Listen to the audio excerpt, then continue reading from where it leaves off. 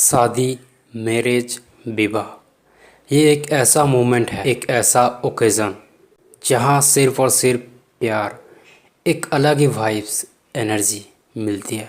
आपका हर रिलेटिव्स चाहे जहाँ कहीं भी हो, कितने दूर भी हो, जितने भी दूर हो, कितने दिनों से नहीं भी आए हुए हो, बातचीत भी नहीं हुई हो, हर कोई एक साथ मिलते हैं, बात करते हैं, मौज करते हैं, टाइम स्पेंड करते हैं। एक अच्छा सा क्यूट सा टाइम मोमेंट मेमोरी बनता है। सो आई ट्राई कि मैं इस इमोशन को, इस मोमेंट को कैप्चर कर पाऊँ।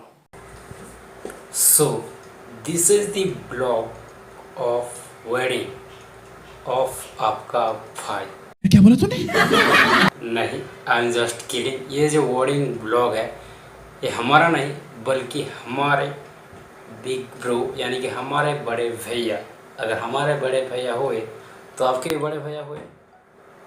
सो हमारे जो बड़े भैया हैं यानी कि हमारे मामा के लड़के की शादी है, तो उस शादी में, उस ओकेज़न में मैंने बहुत सारे मौज किए, मस्ती किए। तो उसका कुछ क्लिप हमने कैप्चर किए हैं और कुछ नहीं कर पाए क्योंकि हम लगे हुए थे उसी ओकेज़न में शामिल होकर एंजॉय करने में।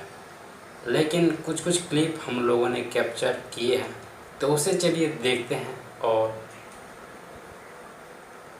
देखते हैं। चलो,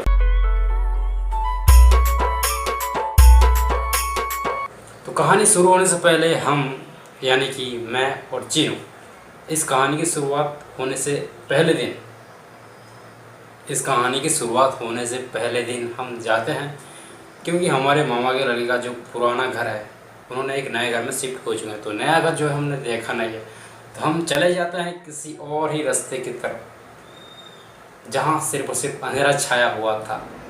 उधर रास्ता भटकते भटकते हुए फिर सही रास्ते पे आने के लिए हम कॉल करते हैं अपने भैया को। देन वो चले आते हैं हमें लेने के लिए। देन जाते हैं वहाँ पे सब कुछ लोकेशन देखने के बाद फिर अगले दिन जाते हैं फिर से शाम को।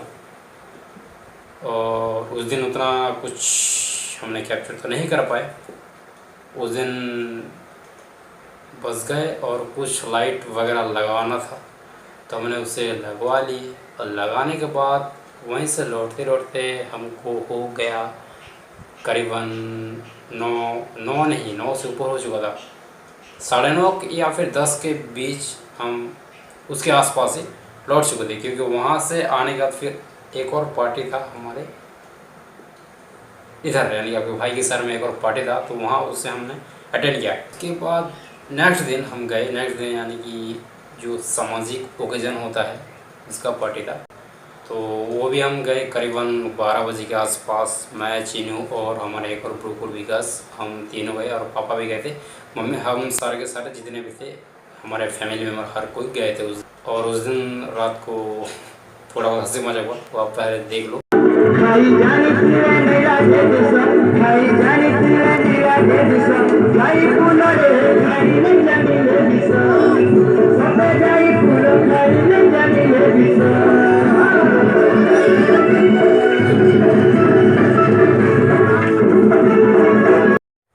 उसके बाद आ जाता है डे 4।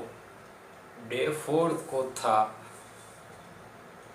बार जो मेन है।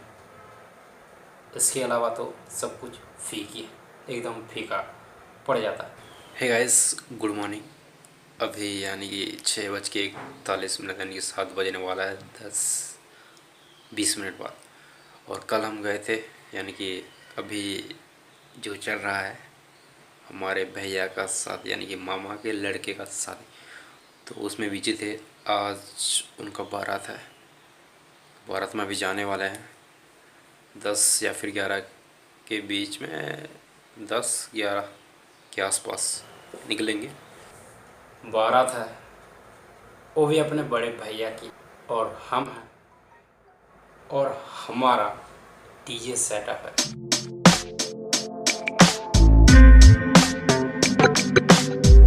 क्या होता है, लेट्स सी, देखो।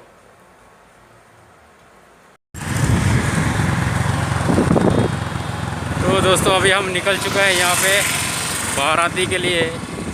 हमारे बड़े भैया मामा का लड़का का शादी है आज, तो हम और हमारे एक जा रहे हैं दोनों बाइक पे।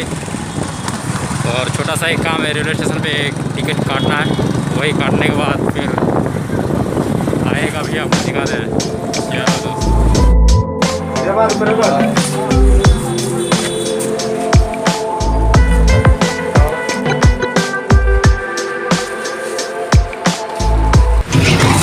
तो दोस्तों अभी यानी कि समय 1:26 हो चुका है और अभी वहाँ पे बारात निकल चुका है और अभी हम दोनों जा रहे हैं वहाँ पे बारात के पास और आपको दिखाएंगे और मचाने वाले हैं, पूरा फुल मचाएंगे अभी वहाँ पे।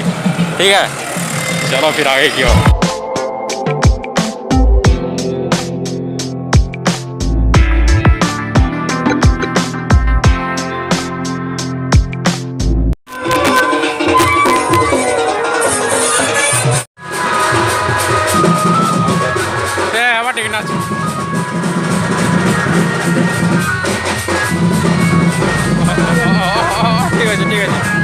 ঠিক আছে